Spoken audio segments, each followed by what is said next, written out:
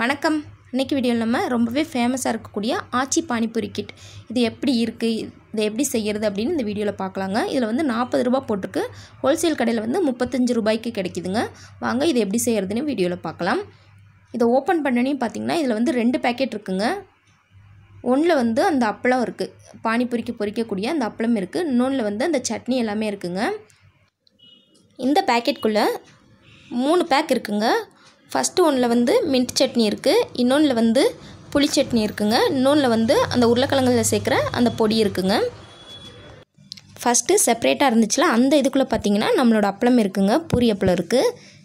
இதில் வந்து எனக்கு 29 பூரி இருந்துச்சுங்க. விளம்பரத்தில் வந்து 24 இருக்குன்னு சொல்கிறாங்க. எனக்கு பார்த்திங்கன்னா 29 பூரி இருந்துச்சு. இப்போ இதை நம்ம பொரிச்சிடலாங்க. ஃபஸ்ட்டு பொரிக்கிறதுக்கு எண்ணெயை நல்லா சூடு பண்ணியாச்சு. இப்போ இதில் நம்ம கொஞ்சம் கொஞ்சமாக போட்டு பூரியை பொரித்து எடுத்துடலாங்க. பூரி பார்த்திங்கன்னா பர்ஃபெக்டாக வந்துருச்சு. 1-2 பூரி வந்து சேப்பில்லாமல் வந்துச்சுங்க. மற்றபடி எல்லா பூரியுமே ரொம்பவே பர்ஃபெக்டாக வந்திருக்குங்க. இதே மாதிரியே இருக்கிற எல்லா பூரிகளையும் பொரித்து எடுத்துக்கலாம். எல்லா பூரிகளையும் பொரித்து எடுத்தாச்சு. பாருங்கள் எந்த அளவு சூப்பராக பூரி வந்திருக்குன்னு. இப்போ நம்ம சட்னியெல்லாம் ரெடி பண்ணிக்கலாம். ஃபஸ்ட்டு இருக்க அந்த மின்ட் சட்னி பேக்கெட்டை வந்து ஓப்பன் பண்ணி இதில் இருக்க சட்னியை வந்து ஒரு பவுலில் சேர்த்துக்கலாங்க. இந்த பேக்கெட்லேயே வந்து இது கூட வந்து 250 ml வந்து தண்ணி சேர்க்க சொல்லியிருக்காங்க. அதாவது 1/4 லிட்டர் வந்து தண்ணி சேர்க்க சொல்லியிருக்காங்க. நம்ம வந்து 1/4 லிட்டர் அளவுக்கு தண்ணி சேர்த்து இதை நல்லா மிக்ஸ் பண்ணிக்கலாங்க. அவ்வளோதாங்க, நம்மளோட மின்ட் சட்னி ரெடி ஆயிடுச்சு. அதுக்கப்புறமா இன்னொரு பேக்கெட்டில் இருக்க நம்மளோட ஸ்வீட் சட்னியை சேர்த்துக்கலாங்க. ஸ்வீட் டேமரின் டேட் சட்னின்னு இருக்குது. இதை வந்து இன்னொரு பவுலில் சேர்த்துக்கலாம்.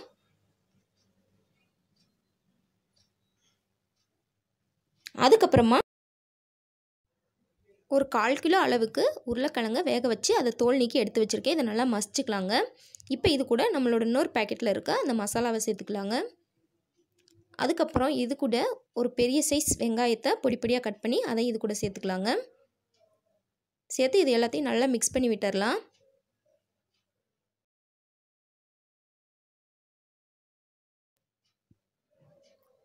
அவ்வளோதாங்க, நம்மளோட உருளைக்கிழங்கு மசாலாவும் ரெடி ஆயிடுச்சு. நம்ம எப்போவுமே பானிபூரி சாப்பிட்ற அதே மெத்தடில் பானிபூரியை சாப்பிட ஆரம்பிச்சிடலாம்.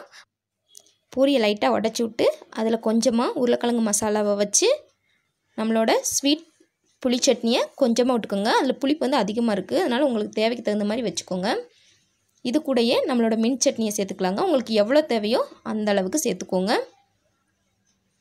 அவ்வளோதாங்க, சூப்பராக பானிபூரி ரெடி ஆயிடுச்சு. டேஸ்ட்டு பார்த்திங்கன்னா எதிர்பார்த்த அளவுக்கு நல்லாவே இருந்துச்சுங்க. ஆனால் மின்ட்டு சட்னி வந்து எங்களோட டேஸ்ட்டுக்கு பத்தலை. ஆனால் வந்து 35 ரூபாய்க்கு ரொம்பவே ஒர்த்துங்க. ரொம்ப ரொம்ப சூப்பராக பானிபூரி இருக்குது. நீங்களும் உங்கள் வீட்டில் ட்ரை பண்ணி பாருங்கள். எங்கள் ஃபேமிலிக்கு இந்த ஆச்சி பானிபூரி கிட் ரொம்பவே பிடிச்சிருக்கு. உங்களுக்கும் பிடிச்சிருக்கா அப்படிங்கிறத மறக்காமல் கீழே கமெண்டில் சொல்லுங்கள். இந்த வீடியோ உங்களுக்கு பிடிச்சிருந்தால் லைக் பண்ணுங்கள், ஷேர் பண்ணுங்கள். மறக்காமல் நம்ம சேனலை சப்ஸ்கிரைப் பண்ணிக்கோங்க. தேங்க்ஸ் ஃபார் வாட்சிங்.